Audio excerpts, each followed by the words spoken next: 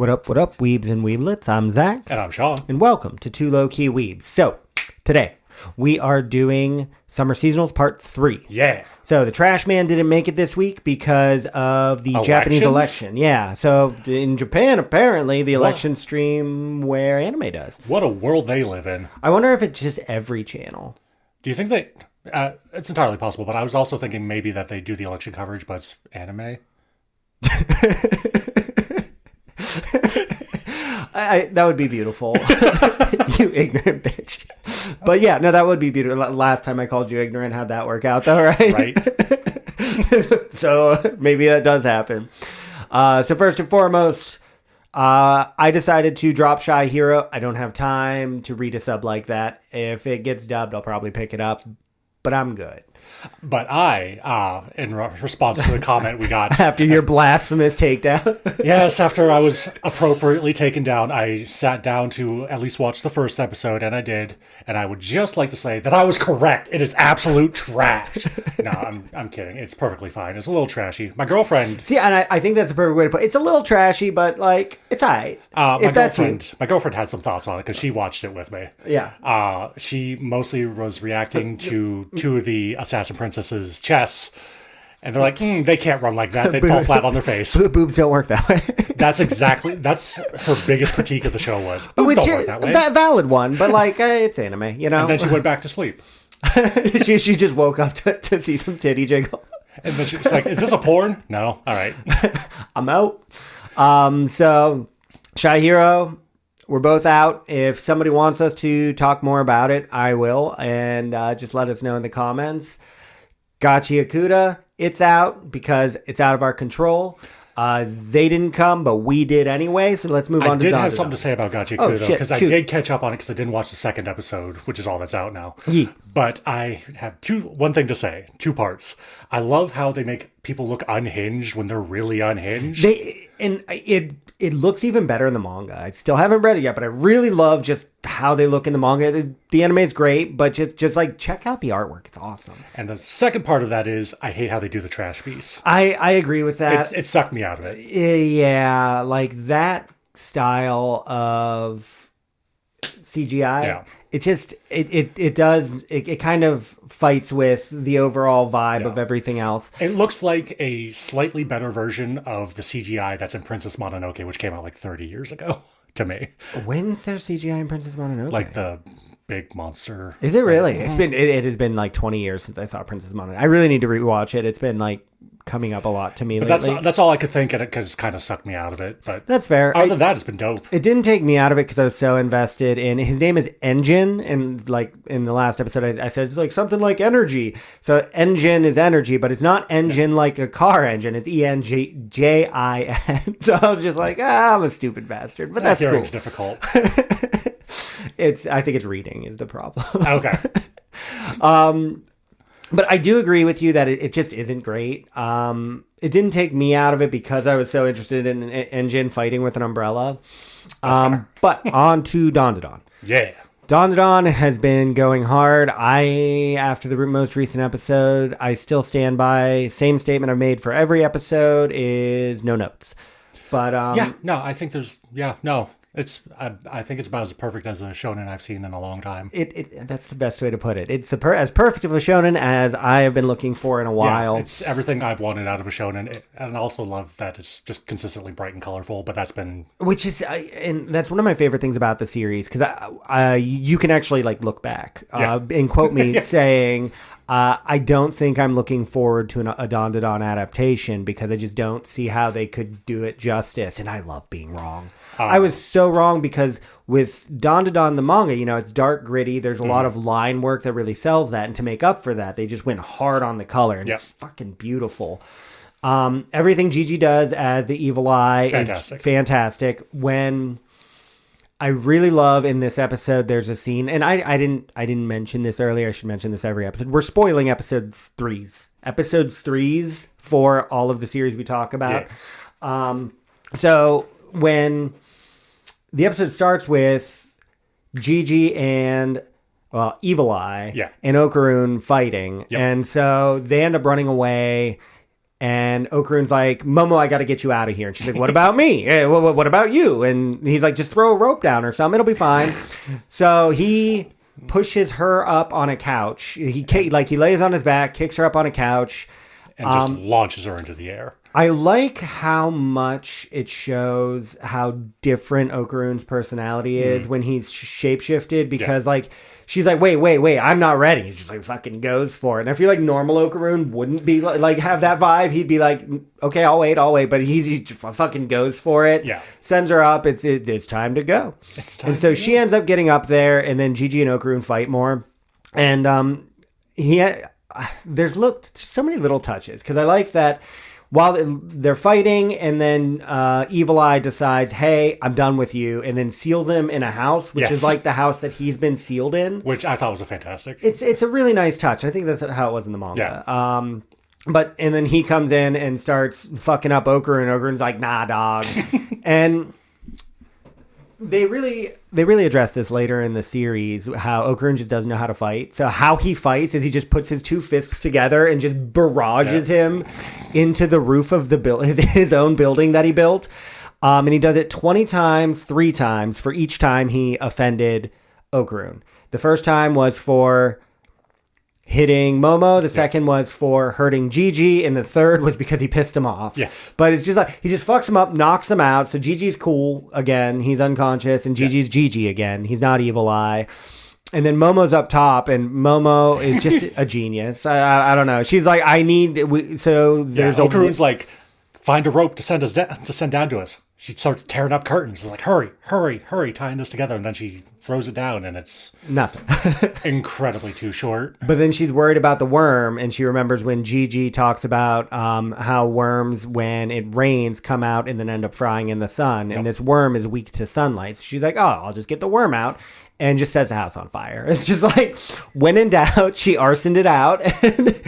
And where she's like, genius. And then the cops show up, and they're like, bro, what'd you do? She's like, I set the house on fire. But like, for a reason. And they're like, okay, yeah, that's arson. And then they're like, have to call your parents. What? She just burned the house down. Yeah, no, that's what you have to do. If you're under, I don't know about in Japan, but if you're under 18, I think even if you, I know. Even if you're off somebody, you got to call your parents. But no, I feel like they're underreacting. Oh, well, I mean, or am I just so used to American police? Maybe. Is that how cops work in the other more civilized parts of the world? It might be. But yeah, no, they were really chill. If it was here, she would be face down on the pavement, like specifically the pavement. So she sets the house on fire, and they start hosing it down. The worm comes up. Yep. And then it fries in the sun. Right? Yeah. And then the volcano goes up. Well, it pukes up the landlords, the evil people. The Keto family, thank you. And then the Ketos are all pissed off. They're like, well, we've been sacrificed people. Now the worm's going to set off the volcano, and it does. And that's kind of where our episode ends, is volcanoes pouring down, but like just no notes to the episode. It's constantly, I'm never bored. It's always fun. I feel like almost everything that happens, comes with purpose, and the character's just great.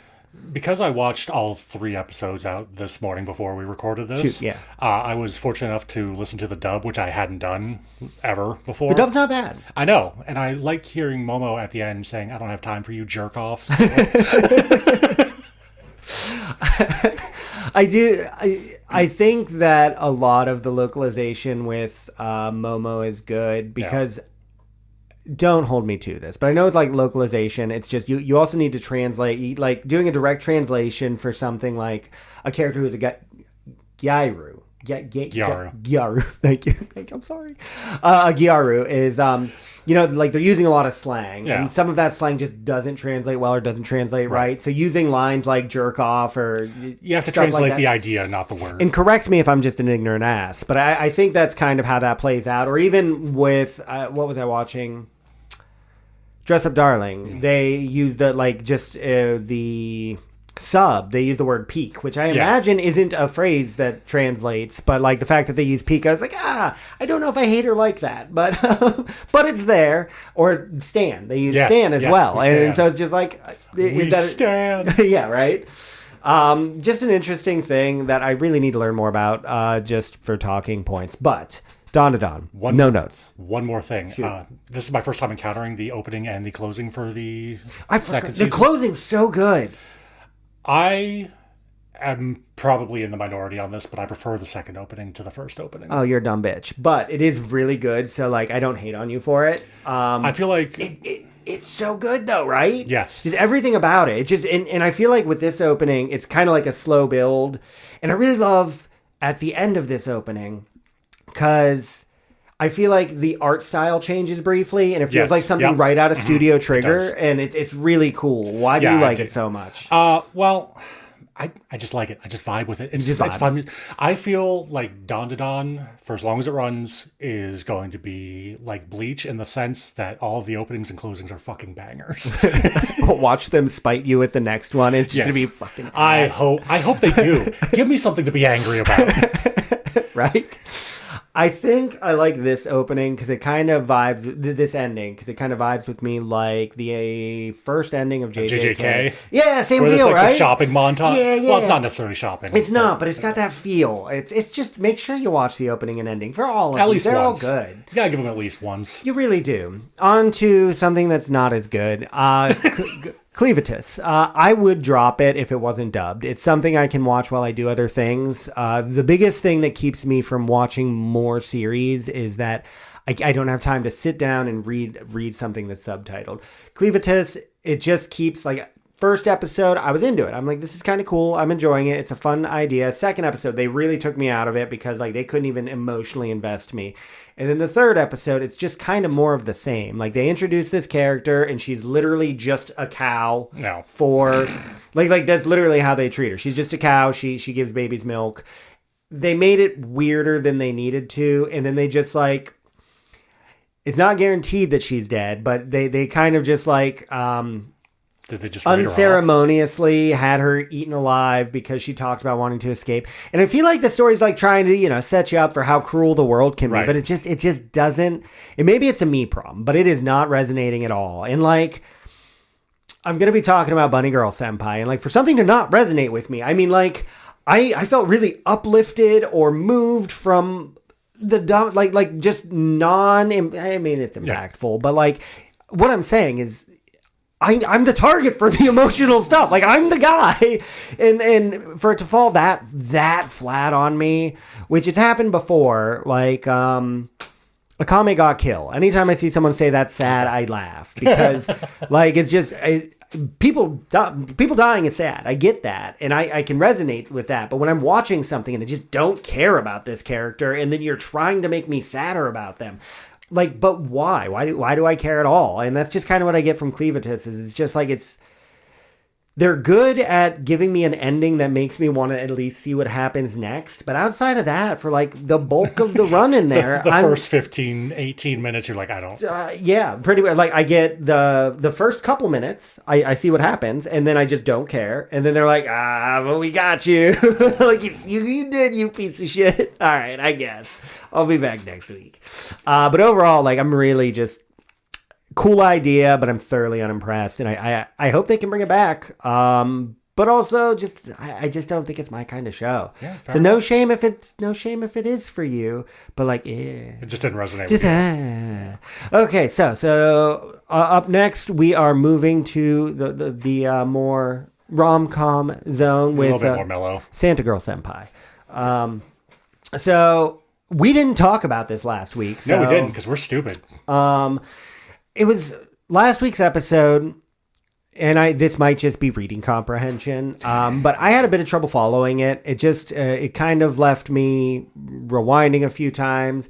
There's a lot of names, and I'm really bad with names. Have you noticed? I'm really bad with names. You're really bad with names, but I'm also, in the context of Bunny Girl Senpai, have a lot of trouble keeping the characters straight. A lot of them look really similar. Like, I love the style, but sometimes it is hard. So like the previous episode, we're still just kind of following if it's puberty syndrome with Uzuki. Zuki, who is one of the idols in who is Sweet Bullet. In Sweet Bullet, who is the idol group that my sister is in. Yes. What's my sister's name? Toyohama. Jeez, he's on it. Yeah. And really, like, the episode was just kind of like filling you in with information. It was, I don't want to call it dull, but like there wasn't anything to really shout out at. No. I feel like this is probably one of my less favorite arcs in all of Bunny Girl. It wasn't bad. The third episode is the end of this specific arc. And I feel like they really tied it together. And I really liked it. So it ends up being that Zuki is a ditz. Zuki is just kind of, she can't read the room. She's kind of a little ditz. bit of an airhead. Super airhead. And that's her charm. And so her puberty syndrome is she starts to be able to read the room. And she ends up getting really famous. I think getting famous, more famous than her partners, is what onset it, in that she wanted to be able to read the room, I think, so that she could understand more, that really have that conversation about moving on. Yeah. And so in this episode, like, she can read the room. She ends up losing her voice at a concert that Sakuta goes with. There's a real cute scene with Sakuta and Mai, because Mai can drive now. Yes. They do like a montage of the car, and it's just this yeah, right. little thing. She just rolls up in a really nice car, and he's just like working his part-time job. Yeah. And he's like, well, I was hoping to surprise you on a date after I get my license. And she's like, and so I surprised you on a date after I got my license. Exactly. Uno reverse. But like, that's what happens when you study for your entrance exams. Your girlfriend's going to go out and get a license and then buy a car. Exactly, especially when she's super successful. Right. This episode, every once in a while, like, this show just reminds me, like, why does Mai put up with this shit? She really has no reason to. Because, like, she likes him more than he likes her. She said it. But it's just like, he is always just trying to help out some other woman. Yes. And like she literally, she's like, so I heard you went on a date with Zuki the other day. He's like, no, I didn't. I just went on a train ride, went to the Budokan, rode on bikes through the park, through a daikon field. And then he's like, so yeah, a date. Exactly. But he's just trying to help her. He's a genuinely good guy. And I mean, that's why she likes him, is because he just cares to help and people. There's just straight up no ulterior motive with those things. He's just doing it. No, because she knows that he would never. You know, he's a wife guy. They're not married yet, but he's a wife guy. Yeah. I love me a wife guy, dude. That's why I love Sakuta. He's a wife guy. We stand a wife guy. But the episode ends with, like, Zuki ends up losing her voice in a show, so she's not at the next one. And the other 4 members of Sweet Bullet, still put on a show, and then the power goes out, presumably because of Zuki. And Zuki's there. Yeah. And she has a conversation with Sakuta. Sakuta's like, I know you didn't lose your voice. I won't tell anyone. You know, you can talk to me. So they're having a conversation about going to Budokan, because that's been their goal this whole time. Budokan's an arena, by the way. Yes, a very big arena for idols. I think they said like 5 idol groups get to go to Budokan a year. Yeah, at least that's what they say in the show. Whether that's true or not, we didn't do that research. Yeah, but in world. Yeah. So she had asked her fellow idols before the previous show if they're going to go to Budokan, because she's always the one saying it. And they're like, yeah, we can do it. And then this time they didn't. And so she lost her voice during the show, and then doesn't want to go to the show because she's kind of like, she's torn up about wanting to stay with the group or go solo, because she has grown so much more popular than them. And she's had offers to go solo. She's had a lot of offers. So this episode just kind of ends with her, like, trying to figure out, like, why they're doing it. And Sakuta's like, you know why they're doing it. And she's like, well, what should I do? And he's like, if you ever needed to read the room, this is the time. Now's the time, you idiot. And like that just hit me. Like, I was just like, like, I was moved by it. And again, Clevatass, like, he literally just said that, like, now's the time to read the room. And then she went and she did her idol thing. Like that's all it takes. That's all it takes to get to me. And then it cuts to, after that, her dropping out of college. Yep. And so there's a line at the end where he says, congratulations on graduating. So graduating for idols is when they leave the idol group. They call it graduating. But she says she's not going to graduate the idol group, and that she's also going to do her solo thing. So then she quit college. But did he say congratulations on graduating, do you think? Because it's him saying because she went to college so that she could understand what normal people are. Yeah. And so do you think graduating and him saying that congratulations on that? I think there's definitely more than one level to it. Okay. I do think he is being literal about graduating from the idol group. But she said she wasn't going to. I know, but in still a form, she did. Okay, still a form, but like, she's not leaving it totally high. But I do also think he also is referring to her graduating as a person. Are we missing things? Tell us we're dumb shit. Oh, and then it ends with... There we go. I was about to say, don't you dare leave this out. We finally get to meet Santa. Santa. Do you remember Santa's name? No, I don't. Of course not. But we get introduced to Santa, who is just a girl in a Santa suit. She says what her name is, and like that's where they end us. So I'm like really excited for the next one because this is what I want. This is what we've been waiting for. And we've probably heard her name at some point in the past in the series, but I'm an idiot. Yeah, no, let us know what we're missing, please, because we miss a lot. But they really like tickled the gooch a little on this one. They're like, hey, get ready for it. Here it comes. Is that a saying? I mean, we can make it one. It is we now. can try to make it one. Tickling the gooch. And we did skip something on our list, though. We skipped Silent Witch. We did, didn't we? We did. Yeah, that's because I wrote it bad on the board. It's fine. Your handwriting is terrible. It's so bad, guys. So it basically picks up with Monica, the Silent Witch in the title, being roped into figuring out who's trying to kill the second prince, who is also the president of the student council at this fancy-ass school. Oh, okay. And so she ended last episode getting blackmailed into it, right? Yes, basically. Okay, yeah, like, hey, you're the associate in this. Like, we're gonna, help us out. Or and then she's like, joke's on you, cuck. I'm already doing it. But right? You don't know that because you're an idiot prince. Actually, no, the prince is pretty smart. Not to bury the lead too much, but she figures out who did it. But because that's not really, it's like a big part of it. But like most of it is her just going around. She uses her number brain, her Rain Man abilities to calculate where... Can we just say that from now on? She Rain Mans it? She Rain Mans it.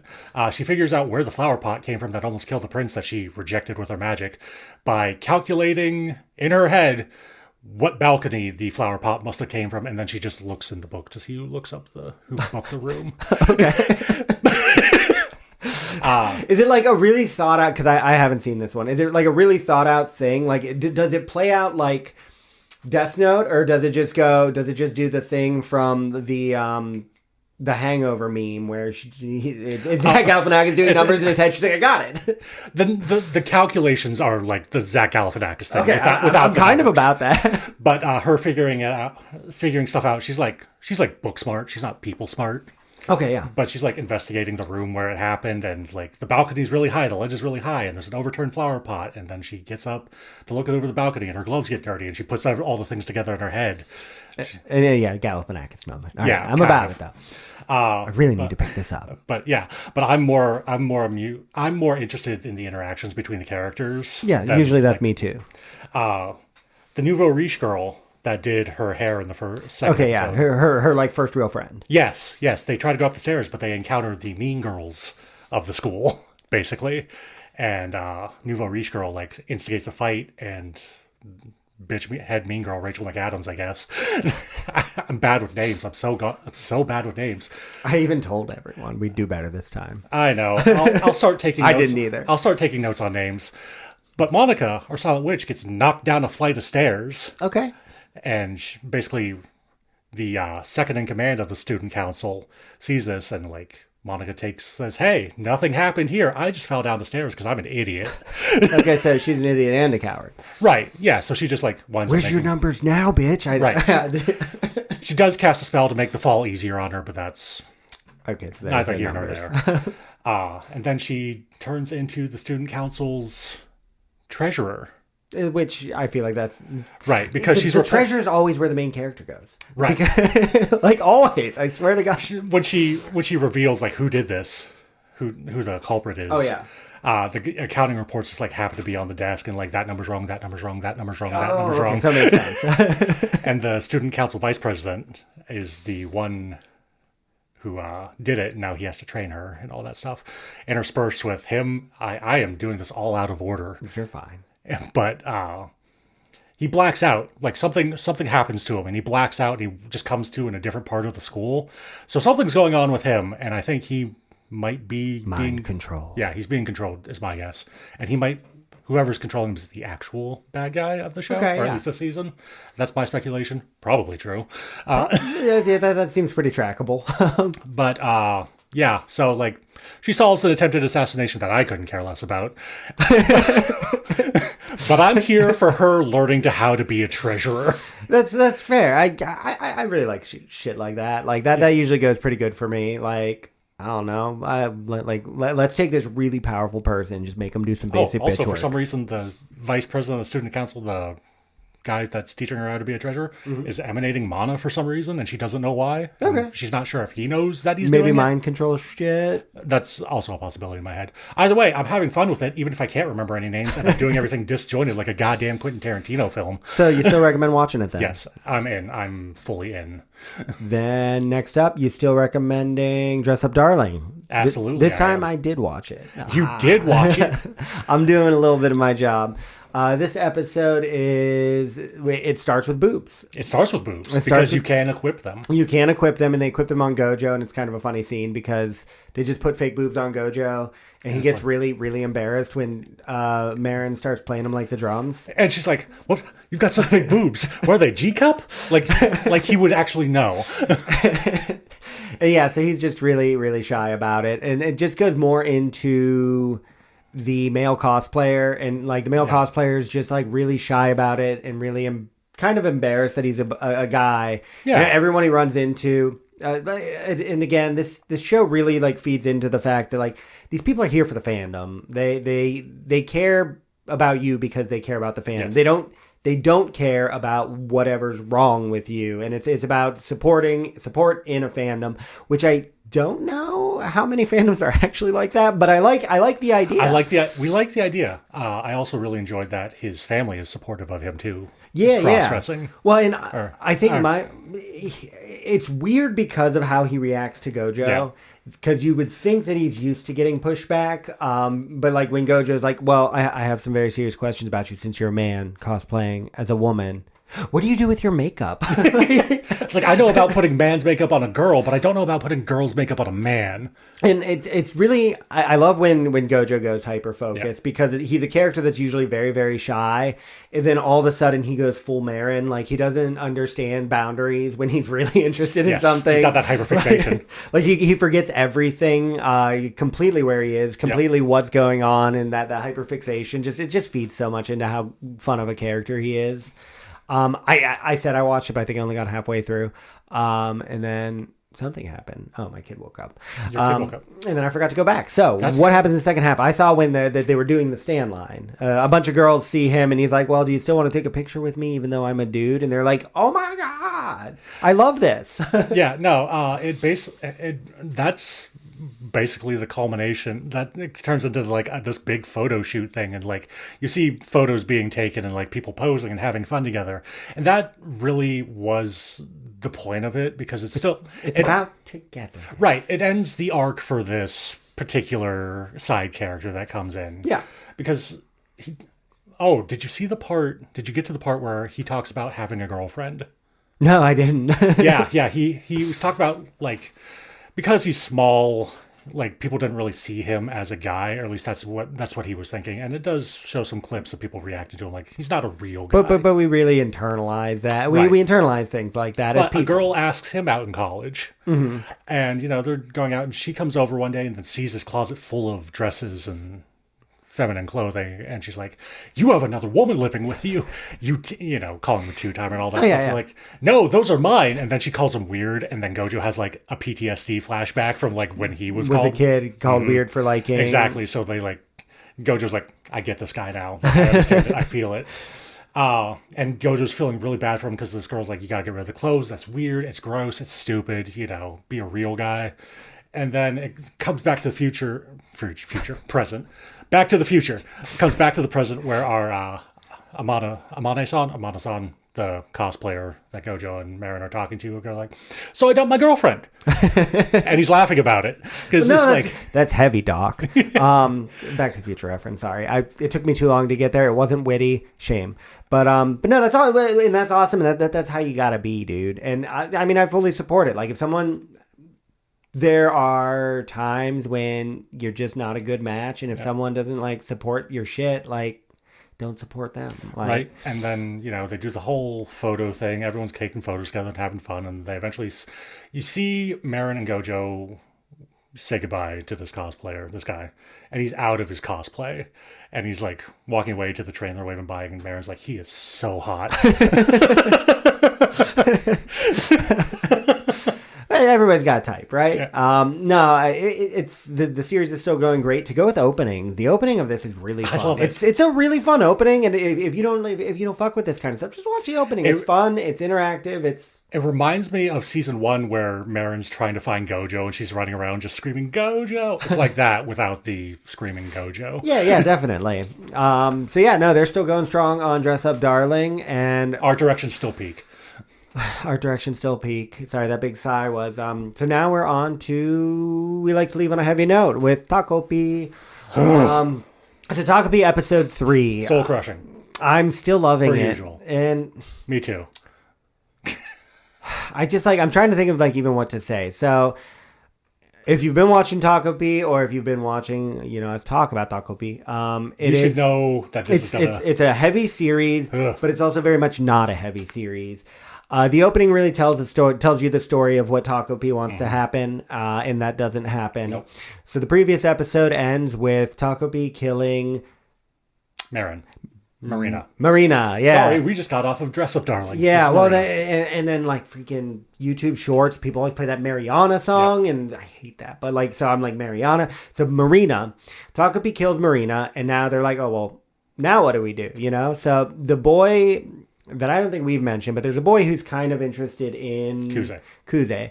And he followed them out into the woods because he was concerned, and he sees the alien. He sees Kuze, he sees a corpse, and he's like, what the fuck? Essentially. And he's just immediately he hates the alien, and the alien's being cute, and he's just trying to talk, and he's like, oh, but, and he's like, no, you need to stop talking. We have a corpse here. We need to talk what's going to happen. Kuze is going to go to juvie, and she's like, well, I don't want to go to juvie. So I think I'm going to, you read books. What can I do? He's like, well, some people try to cover it up. Yeah. And she's like, we should do that. And he's like, you can't do that. And then she just gives him starry eyes. And he it's very clear that he's just in love with her from the get-go. And so he's like, all right, I'm in.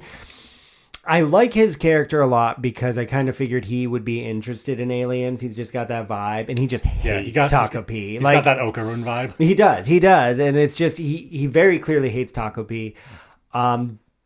And it's just like, what's wrong with you constantly? Yeah. So he has Takopi sit down, show him all of his gadgets. They put Marina's body in the preserver gadget. I don't know. It's a little gadget that preserves things that you put inside of it. It adjusts to the size of the object you're putting. So they put a corpse in there, and then they dig it up, and then they have Takopi decide to pose as Marina.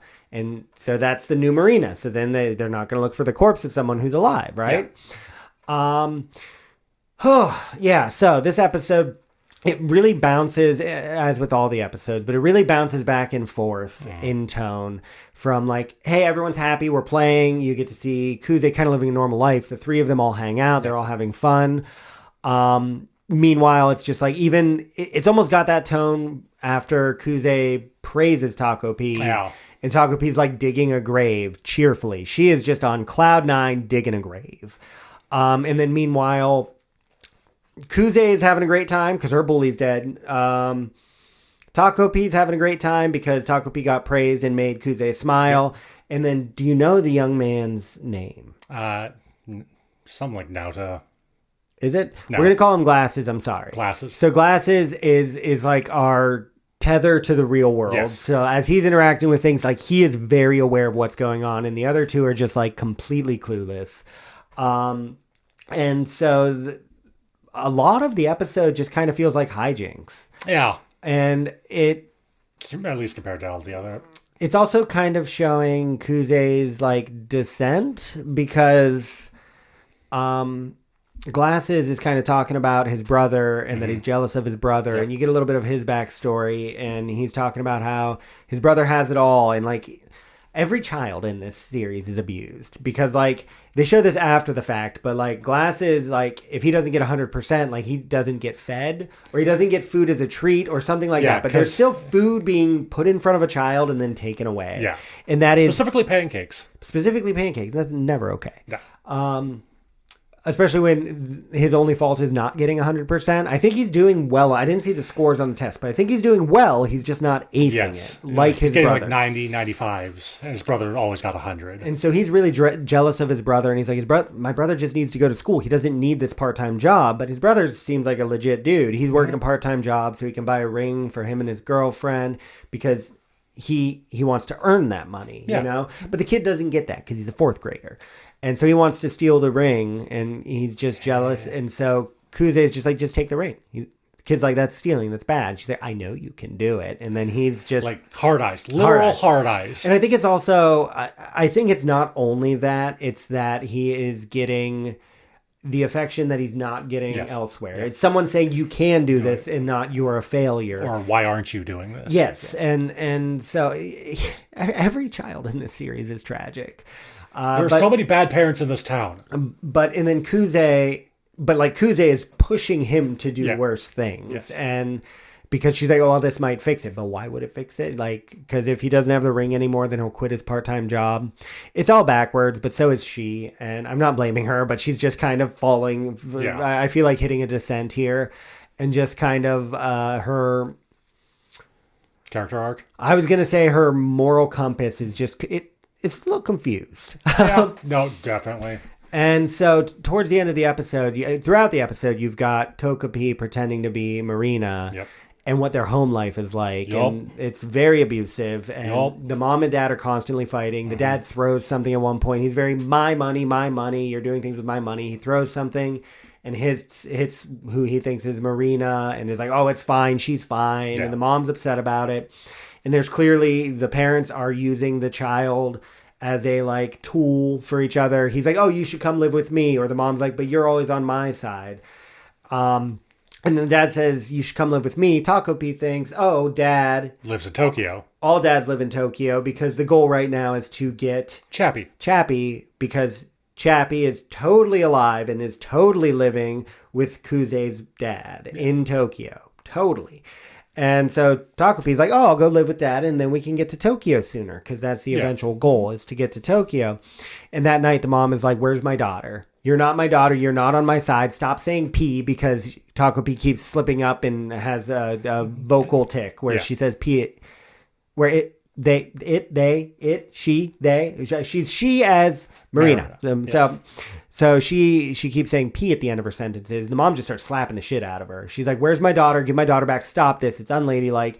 And then it just kind of starts breaking down. She's like, I know I haven't been a good parent, but I want my daughter back. Please give me my daughter back. Please give me my daughter back. And then Takopi realizes, like, starts looking around and sees all the loving pictures of a family before it fell apart. Yeah. And she's like, okay, Marina was a bully, but she was a person, and she was a person who people love. Yes. And I took that away from someone, and I need to reflect on that. And she's staring in the mirror as Marina, and she's like, I need to reflect on what I've done, and that I've taken something that I can't give back. And then as she's having that realization, Marina's corpse is found, and that's where we end the episode. And there was a little thing they dangled, and I kind of hope they don't use it. A little thing they dangled that back on the planet Happiness is a clock that can turn back time. So, like, I guess I didn't think about that because I'm dumb as shit. And Takopi came from a planet that has things that can turn back time. Why wouldn't they have more things that can turn back time? I'm hoping there's not any data sets. Takopi also says that they can't go back. Yes, I think her spaceship is ruined. Yeah, something like that. But that doesn't mean they can't ever. So we'll see how it plays out. But overall, I still think the first episode was by far the most impactful. Yeah. But this one has me really excited for the next one. Which is out, and I have watched. And you're not going to tell me about it. There's one thing I'm going to tell you. And I think it is. Of course, it's worth watching. But this is the episode that makes me go: is Kuze the villain in this? That's kind of what I feel like was where it was kind of heading. It feels like that's where it's heading. But this episode, the fourth episode, which you haven't watched yet, really made me because they really are making her more and more antagonistic. Yeah. Is villain the word? Nope. We'll talk about it next time. She is the fulcrum. She is around which everything operates. Fair enough. So, I think that's all we got for today. Catch us in a week when we talk about round 4, including episode 4 of Takopi. If you enjoy what we're doing, please round give 4 us... of everything except Gachiakuta, which will be only be on round 3. Yeah, bastards. Stop doing elections. Okay, now, now we're getting a little spicy. No, if you like what you see, please give us subscribe, like, comment. Thank you. But until next time, let's keep it low-key, weebs. Bye.